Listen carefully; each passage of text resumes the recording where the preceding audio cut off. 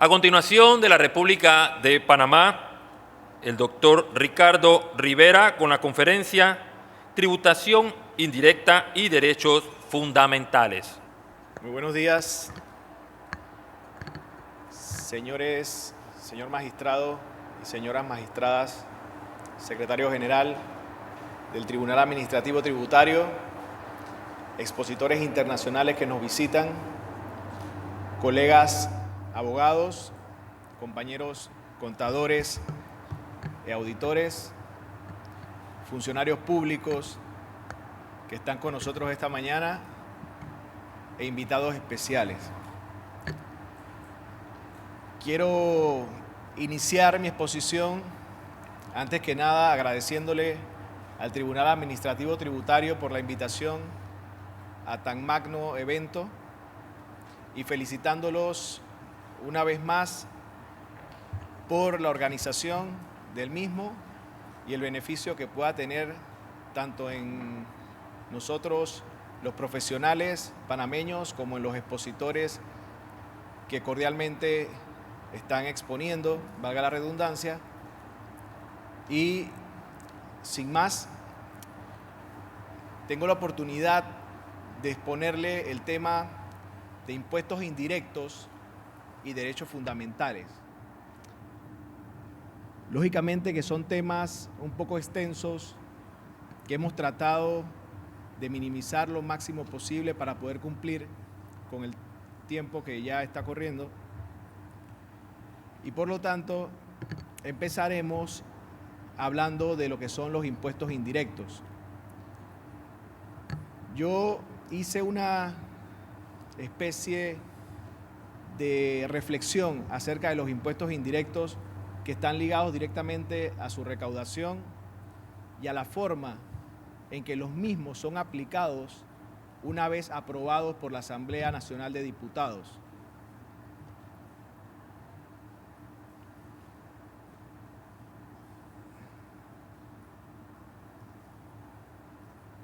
¿Cómo puedo avanzar la diapositiva?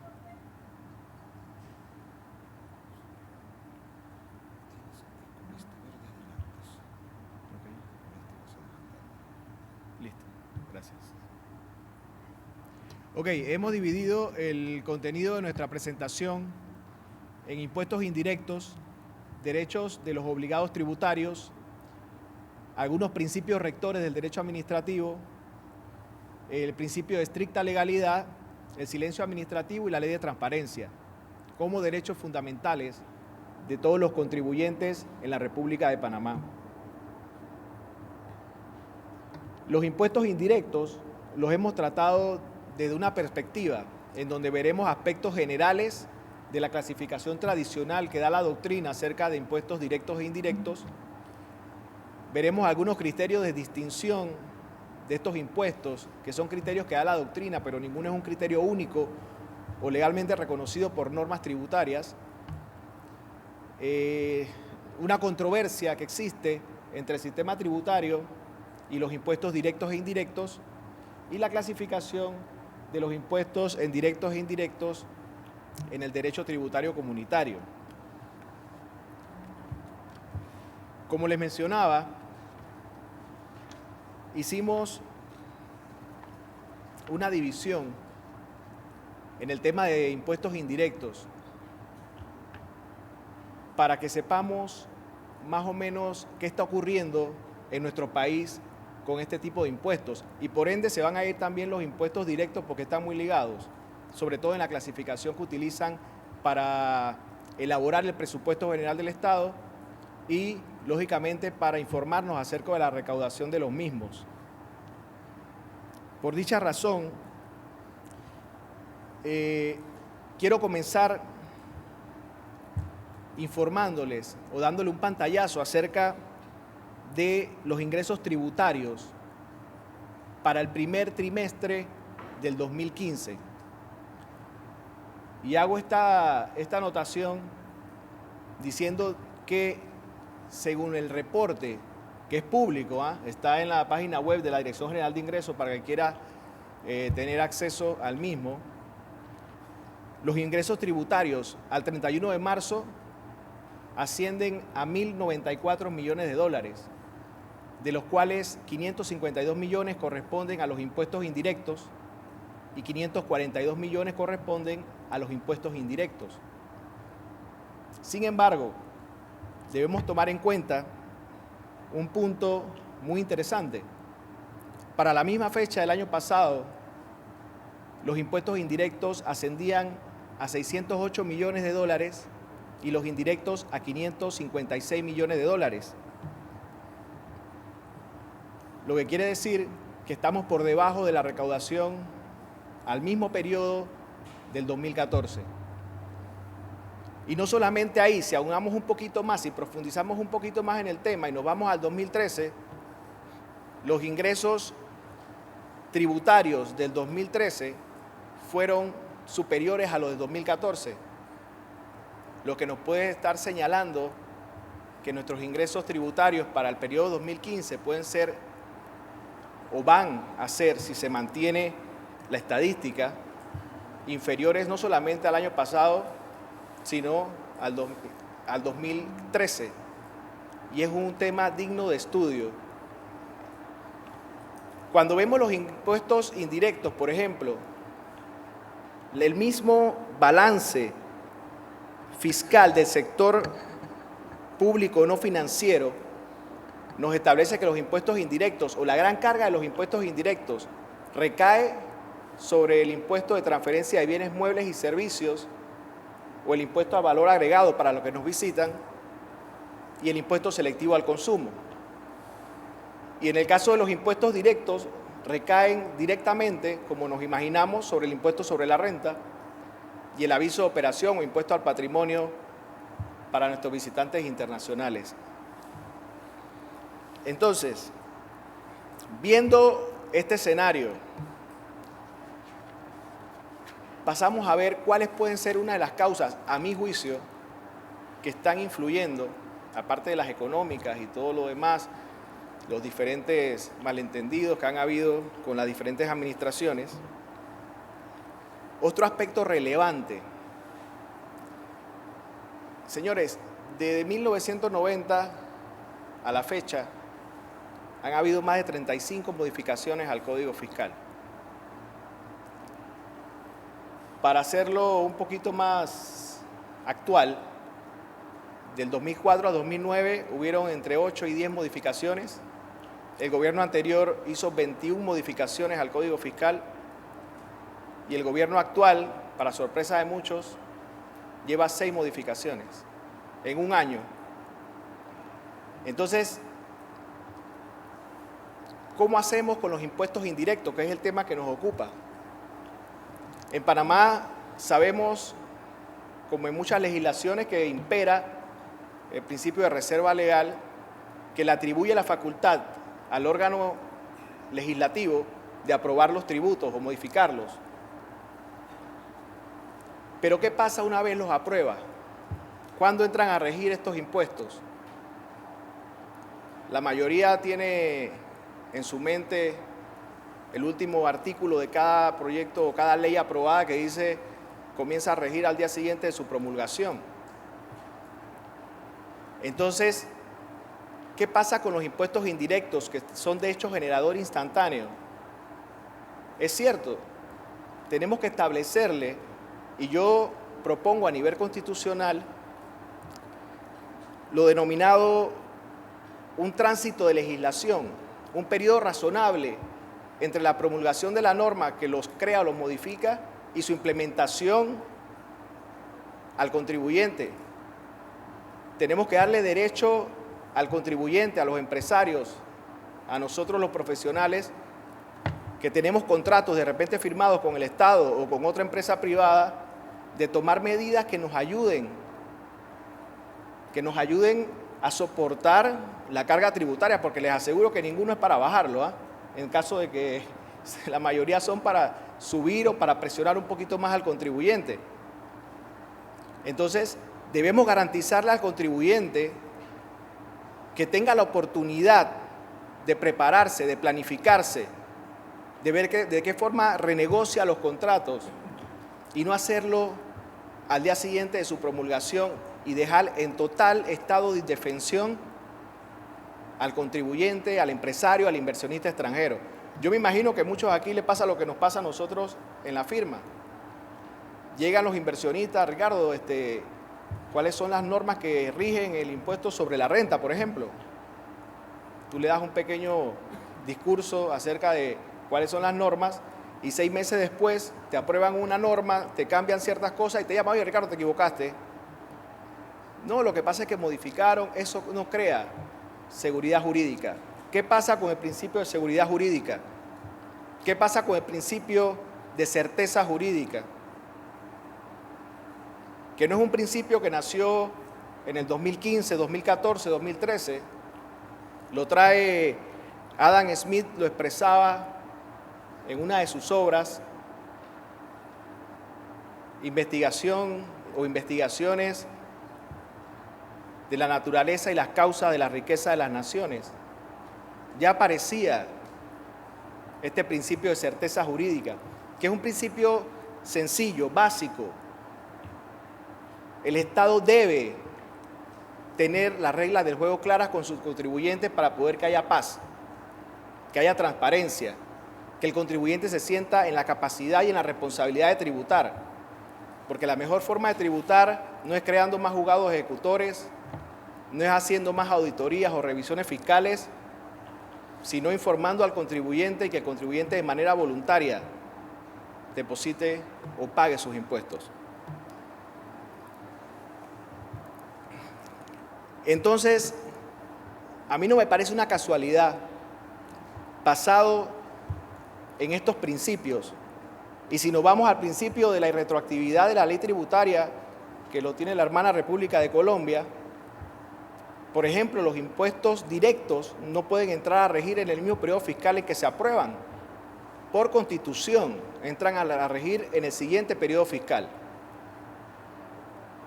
Estamos hablando de los directos. Los indirectos, como les decía, por ser de hecho generador instantáneo, deben tener un tránsito de legislación o un periodo razonable para entrar a regir, como les explicaba hace un momento. Yo les puedo mencionar las leyes aprobadas y los decretos aprobados en el 2015. La Ley 3, que modifica en cierta parte el sistema tributario de Panamá Pacífico. La Ley 6, que modifica impuesto selectivo al consumo, que es un impuesto indirecto. La Ley 18, que habla del régimen de custodia de acciones al portador.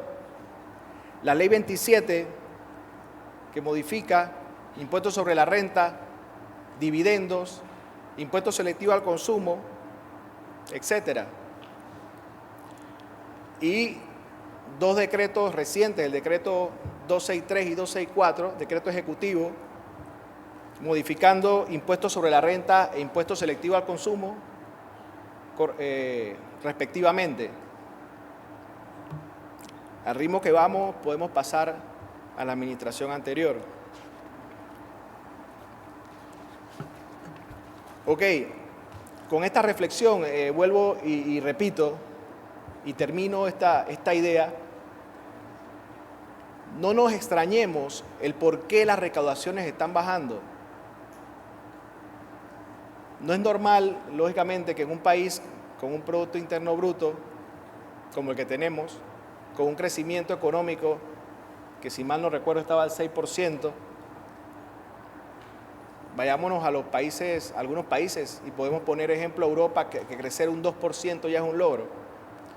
Entonces, el contribuyente cada vez más está reconociendo sus derechos, el contribuyente cada vez más se siente indefenso ante las constantes modificaciones que no le permiten defenderse y que los gobiernos de turno, sin diferenciar ninguno, lo hacen simplemente para cumplir con metas o propuestas hechas en su momento. Tenemos que cambiar la forma en que entran a regir estas normas. Tenemos que ser más críticos con los administradores públicos, con los funcionarios públicos, con las personas que llevan la rienda del país, y alzar la voz en algún momento para que constitucionalmente podamos salvaguardar este sistema que a mi juicio está fallando en este punto o en esta materia. Ok, como le decía, hay ciertos criterios de referencia en los cuales se basa la clasificación de impuestos directos e indirectos. Vuelvo y repito, ningún criterio de esto que les voy a mencionar es único ni está reconocido por normas tributarias. Son criterios establecidos por la doctrina para identificar cuándo estamos frente a un impuesto indirecto y cuándo estamos frente a un impuesto directo.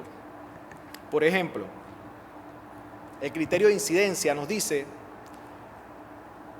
que es un impuesto indirecto cuando la intención del legislador, en el caso nuestro de los diputados, es que sean repercutidos por el sujeto pasivo o deudor en una persona distinta que los asume. ¿Ok? Es lo que pasa en Panamá con el ITBMS o el IVA.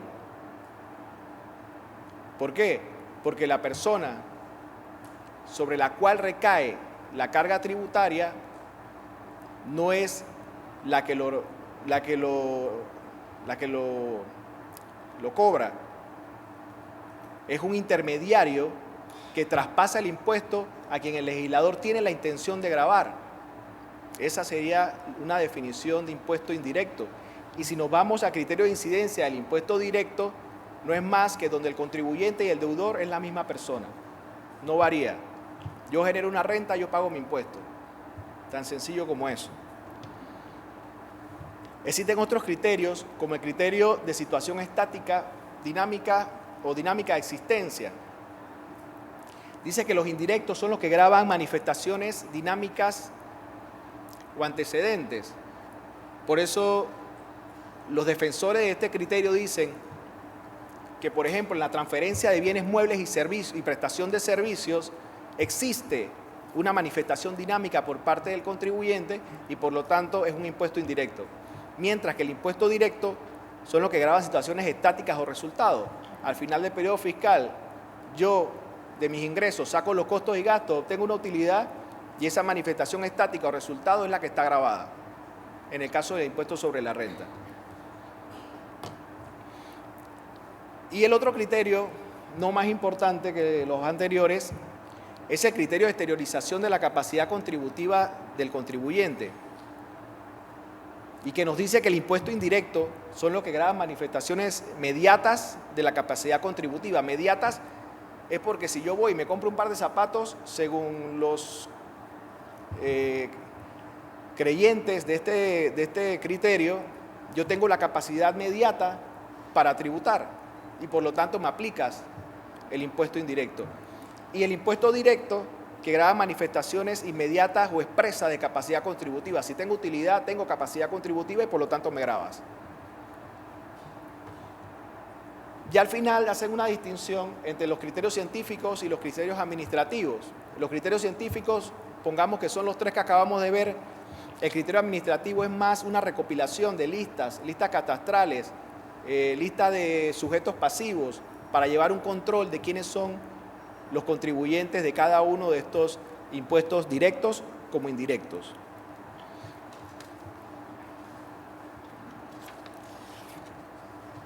Ok, seguimos. Vamos a ver entonces, pasando ya de los impuestos indirectos y habiendo hecho nuestras aportaciones, a los derechos de los tributarios obligados, que lo hemos dividido, como ven en la diapositiva, en derechos de los obligados tributarios, principios rectores del derecho administrativo, principio de estricta legalidad, silencio administrativo y ley de transparencia. Creo que es necesario resaltar, por ejemplo, que los principios o los derechos del contribuyente que fueron expresados en la Ley 8 del 2010 por primera vez en la historia republicana,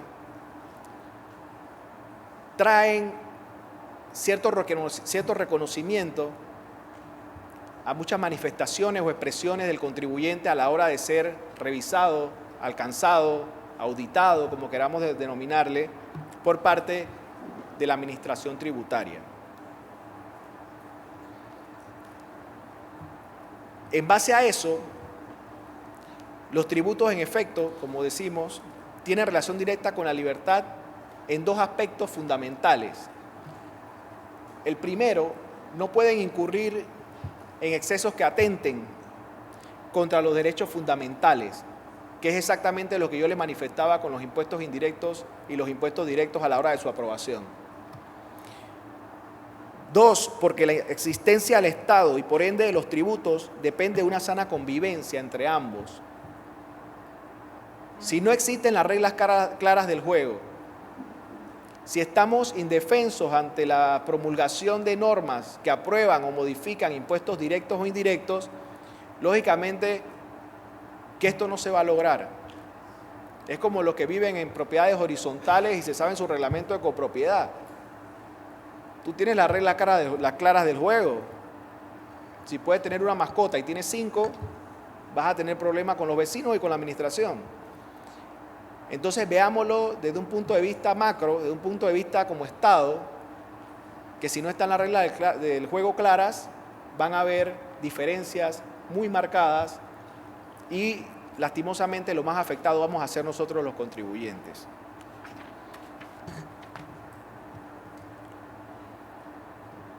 El fundamento legal que mencionaba hace unos minutos, en el cual se basa los derechos de los contribuyentes, pero son unos derechos que si uno los lee y uno los analiza punto por punto, estamos hablando de derechos a la hora de una revisión, a la hora de una auditoría.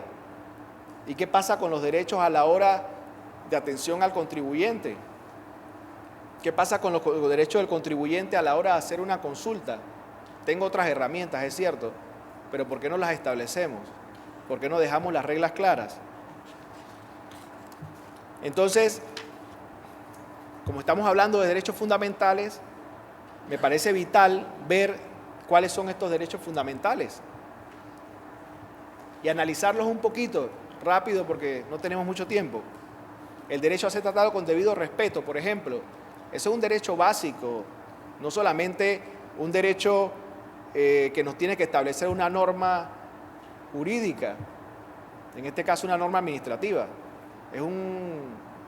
es algo de conducta, es algo que se viene desde la casa, de la familia. No solamente con debido respeto nos debe tratar el funcionario que nos revisa o nos audita, nosotros tenemos que tratar a ese funcionario con el debido respeto que ellos se merecen también. El derecho a ser considerado como un contribuyente cumplidor. Ahí podemos ver esta norma como que nadie puede ser, todo el mundo es inocente, antes que se muestre lo contrario, si lo creemos ver desde el punto de vista del derecho penal. No puede ser que porque salimos en una publicación como supuestos defraudadores del fisco, lleguen a nuestra empresa o a nuestras oficinas y nos traten como lo que dice el diario local. Ante todo, el respeto y ante todo, probarme antes de, lógicamente, juzgarme. Derecho a que las actuaciones tributarias se lleven a cabo de forma menos gravosa. Esto es vital, lógicamente, para hacer un proceso de revisión y auditoría. No puedes llegar y ponerlos a los auditores en la recepción con sus gafetes de Dirección General de Ingresos, por poner un ejemplo, porque muchos clientes se van a asustar, o no van a entrar, o se van a ir. Entonces, eso tampoco quiere decir que voy a poner a los auditores en el estacionamiento o en una escalera, no. Tengo que habilitarles un lugar dentro de la empresa para que ellos realicen su trabajo. Eso es parte del respeto que habla la primera norma de este artículo. Como les decía, yo siento que se quedará un poquito corto. Yo hubiese agregado el derecho a ser atendido oportunamente, en atención al contribuyente, en las consultas jurídicas que nosotros le hacemos a la administración tributaria, y que la administración tributaria se toma su tiempo en respondernos. Es cierto, son consultas para saber el criterio de ellos, pero de repente dependemos de esa consulta para responder a un cliente que quiere conocer la posición de la administración.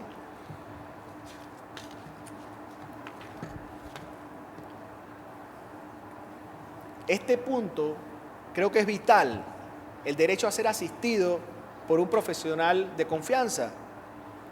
Y veamos que la norma habla desde el inicio de la revisión o auditoría hasta la práctica de pruebas.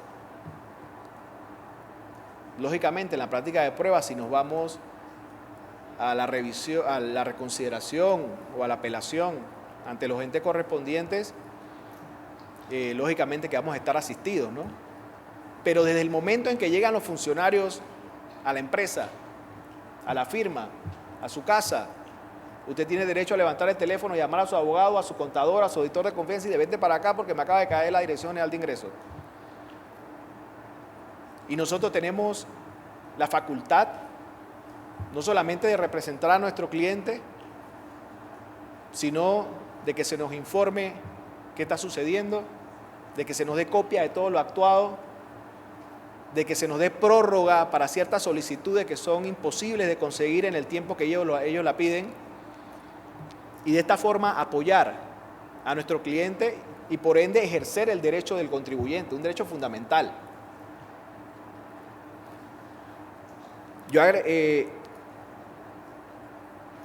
El derecho a conocer la identidad de las personas o de los funcionarios que están llevando la revisión o la auditoría. Y no solamente el funcionario que está con nosotros, del superior jerárquico de esos funcionarios. Porque la Dirección General de Ingresos te manda a los auditores. Los auditores tienen un supervisor de área que tiene encargado 20 auditorías y bajo su mando a 40 auditores, a quienes le reportan su actividad, a quienes le reportan todos los movimientos. Y a su vez, este supervisor tiene que reportar a su superior lo que está realizando.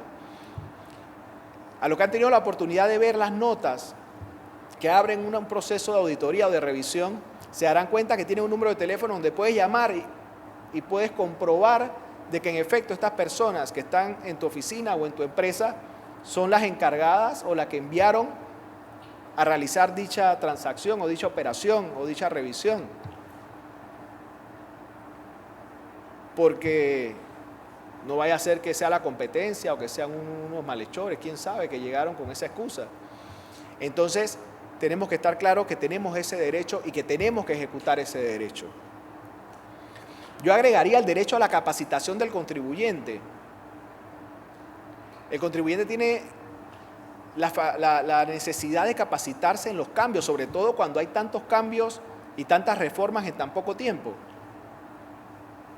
Sé que la Dirección General de Ingresos de esta administración y de las administraciones anteriores, cuando salen formularios nuevos, se hacen seminarios de 3-4 días para explicar cómo se van a llenar los formularios, etcétera, y estamos en total acuerdo con esto.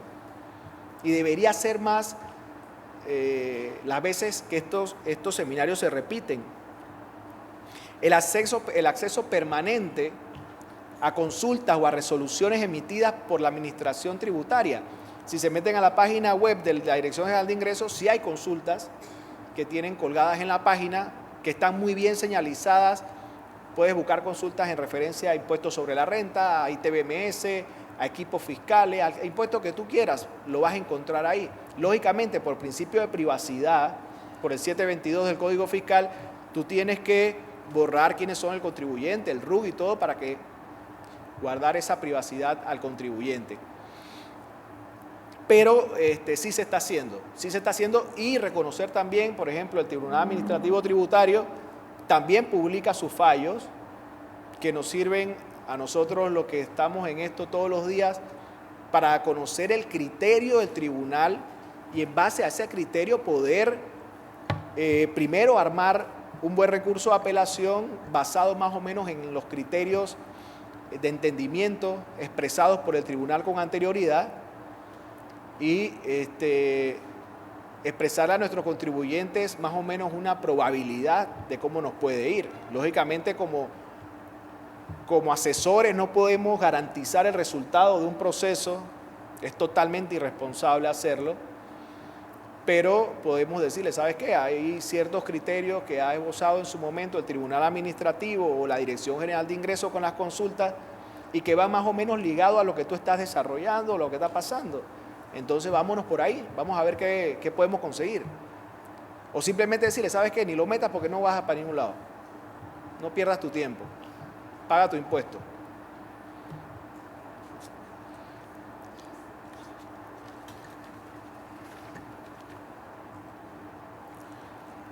Cuando hablamos de derecho a tener acceso a los informes y actuaciones, esto es importantísimo. Lógicamente tenemos derecho a tener acceso a todo este tipo de información, a toda la información que ellos levantan, a toda la información que ellos van recopilando de nuestro cliente, y está muy bien establecido en la norma. Derecho a que la información suministrada sea en todo momento bajo reserva. Volvemos al principio de privacidad, 722 del Código Fiscal. Derecho a no ser revisado 2 veces en un mismo periodo fiscal por un mismo tributo.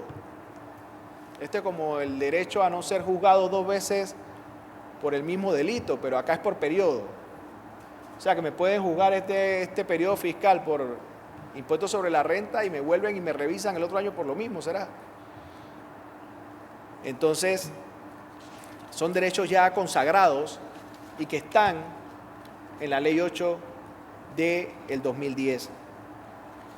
Derecho a que no nos incauten equipos informáticos. No puedes llegar a la empresa como revisor o como su auditor y llevarte las laptops, los CPU, las tablets, el servidor, y te lo traigo en una semana después que lo reviso. ¿Y yo cómo trabajo? Entonces la norma ha establecido, ¿sabes qué? Usa los mecanismos informáticos que tienes a tu alcance y obtén la información de los equipos informáticos del contribuyente, con la salvedad y con la responsabilidad de que esta información que te estás llevando no puede ser alterada.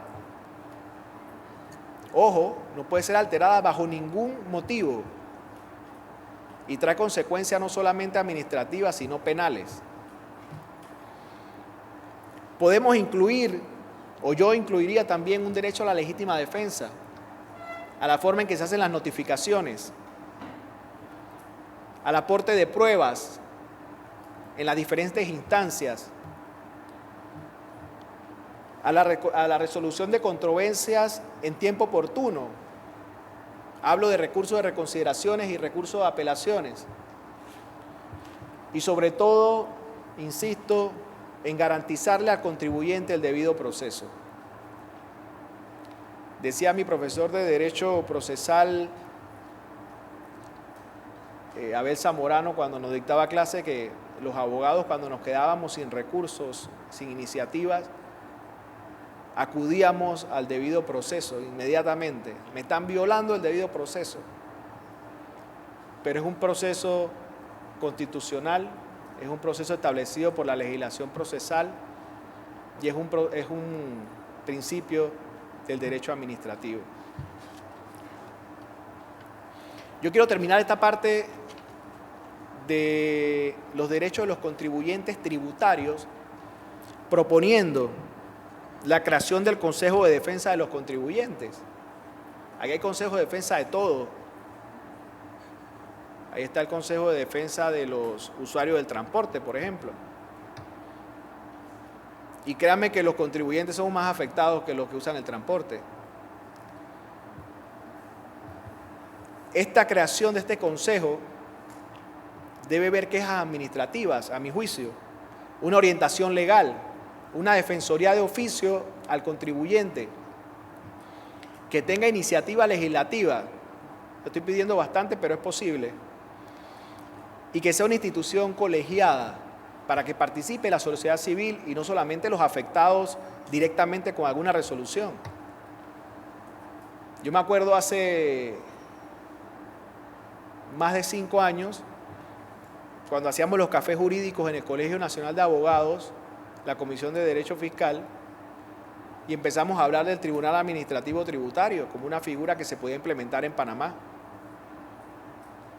Y vemos hoy día lo que significa el Tribunal Administrativo, la garantía que brinda al contribuyente y por qué no podemos crear en un futuro un Consejo de Defensa del Contribuyente. Entonces, se los dejo así para que lo analicemos un poquito.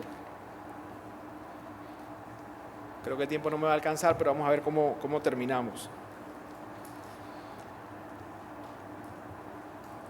Ok, la Ley 38, que es otra herramienta que puede utilizar el contribuyente a la hora de hacer ejercer sus derechos, nos establece varios principios. Vamos a ver si podemos ver los más relevantes, como el principio de publicidad de la actuación de las entidades públicas. Como mencionaba antes, por ejemplo, la Dirección General de Ingresos, el Tribunal Administrativo Tributario, por mencionar algunos, cumplen con este principio de publicidad al hacer públicos sus fallos o sus consultas respectivamente. Hay ciertas instituciones que no brindan ninguna información al respecto. Según el principio de publicidad, lo que aparece en pantalla es lo que debe aparecer en todas las páginas web de las instituciones o direcciones públicas. Nosotros hicimos una pequeña investigación bastante rápida a ver si en efecto se cumplía o no con estos parámetros establecidos por la norma y llegamos a la conclusión de que la mayoría sí los tiene, salvo uno que otro punto que no lo desarrolla. Por ejemplo, la Dirección General de Ingresos cumple con estos objetivos. Habrán algunos que otros puntos que no están actualizados, pero que sí cumple o que están en la página web del Ministerio de Economía y Finanzas, que no es lo mismo que era antes cuando era una autoridad independiente. Entonces, el principio de transparencia o lo que habla del principio de publicidad está reflejado en el Ministerio de Economía y Finanzas, está reflejado en el Ministerio de Obras Públicas, por ponerle un ejemplo, y por lo tanto es responsabilidad de cada funcionario hacer cumplir este principio de publicidad. El principio de informalidad de los actos públicos o de los actos administrativos establece que las actuaciones de estas entidades se efectuarán con arreglo a las normas de informalidad. No podemos llevarnos la informalidad tampoco a los extremos, ojo, ¿ok? ¿Por qué? Porque hay requisitos, hay trámites administrativos que te obligan a aportar cierta formalidad. Un documento público, por ejemplo, un certificado de registro público.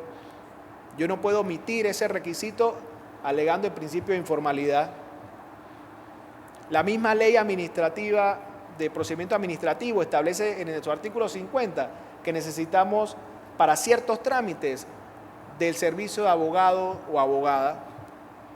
Y si nos vamos al Código Fiscal, las personas jurídicas están obligadas a ser representadas a través de un apoderado legal, que debe ser un abogado idóneo. Entonces, veamos el principio de informalidad como que yo puedo presentar una queja, una petición con cierta informalidad, pero no nos podemos ir a los extremos y tenemos que ser precavidos en eso como contribuyentes. El de imparcialidad simplemente es como todo. Como todo, quien va a decidir tiene que ser imparcial en su decisión. No puede mediar ninguna coacción sobre la decisión que el funcionario en su momento tome sobre un acto administrativo. Y para eso están los impedimentos y recusaciones. Para ser breve, porque se nos acaba el tiempo, los impedimentos es cuando el mismo funcionario ve que cae en una de las causas de impedimento y ¿sabes qué? Me declaro impedido. Y la recusación es cuando no lo hace y lo hace la parte y se tramita como un incidente que debe ser fallado en los próximos 3 días y que no admite recurso en contrario. Yo ahí se lo puse todo, pero no vamos a tener tiempo de verlo, así que vamos a seguir con el principio de uniformidad. Uniformidad en lo actuado. No puedo actuar de la misma manera o de diferente manera, con un amigo mío que con un contribuyente que en mi vida he visto. Mi actuación tiene que ser transparente, tiene que ser uniforme. ¿Ok? El de economía no solamente de gastos, está la economía de tiempo, está la economía de medios utilizados para llegar a eso. Entonces, este principio es vital para que haya una administración pública expedita. Vamos con el principio de celeridad. El de celeridad, señores, se está quedando en el olvido. El de celeridad es la velocidad con que tiene que andar el mismo funcionario producto de sus responsabilidades. El de celeridad es el que ha derivado en los impulsos procesales que presentamos nosotros cuando se estancan los procesos. Entonces, esta celeridad está claramente establecida en el artículo 49 de la Ley 38 de Procedimiento General Administrativo. ¿Ok? Por ejemplo, ¿qué pasa con la celeridad en las devoluciones de dinero por parte del fisco? Yo tengo una que cumplió 4 años ya. ¿Qué pasa con las fusiones de sociedades? ¿Qué pasa con las donaciones? ¿Qué pasa con la exoneración de mejoras a los inmuebles? Principio de eficacia. Ok, que la parte cumpla con su finalidad. Eso está en el artículo 60, el principio de eficacia. Ok. Y también se puede interpretar el principio de eficacia como que la misma administración pública falle en relación a lo que yo le estoy pidiendo. ¿Se puede decir qué es eso? El principio de eficacia. Si yo estoy pidiendo algo y me falla en otra cosa, para mí no fue eficaz. Y el principio de oportunidad de la función administrativa. Por ejemplo, la función administrativa se realice dentro del tiempo razonable, pero esto no va a depender solamente de la administración pública, esto va a depender también de nosotros, los abogados, los contribuyentes, que tenemos que subsanar ciertas deficiencias en nuestras solicitudes y no lo hacemos. Entonces, así como existe silencio administrativo, existe la caducidad de la instancia. Entonces, este principio de oportunidad de la función administrativa recae tanto en el administrador como en el administrado.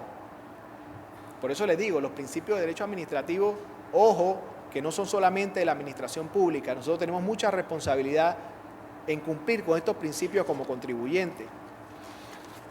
Y bueno, el principio de buena fe, que está basado, según los tratadistas panameños, en el 1109 del Código Civil, ahí está la norma, y que no es más que tanto los funcionarios como el contribuyente o el administrado se entiende que sus actuaciones son de buena fe.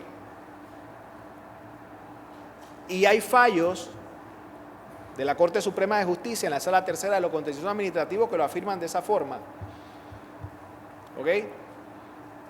Y que basan cierta parte del fallo en este principio de buena fe, tanto del contribuyente o del administrado como del funcionario. Entonces, ojo con este principio. Y bueno, creo que me alcanza para el principio de estricta legalidad. ¿Ok? El de estricta legalidad, que es simplemente es un principio constitucional en donde se le ordena o se le establece a los servidores públicos que sus actuaciones deben estar al margen de la ley. ¿Ok? Y que los particulares solo son responsables ante las autoridades por infracción de la Constitución y la ley. Entonces, con este principio de legalidad, creo que ponemos fin a los derechos fundamentales del contribuyente En otra ocasión les estaré hablando acerca del silencio administrativo y la ley de transparencia, que lastimosamente nos hemos quedado sin tiempo. Ya se cumplió el tiempo que me dieron para la exposición y no quisiera extenderme antes de su hora de almuerzo. Así que muchas gracias y cualquier pregunta a la orden.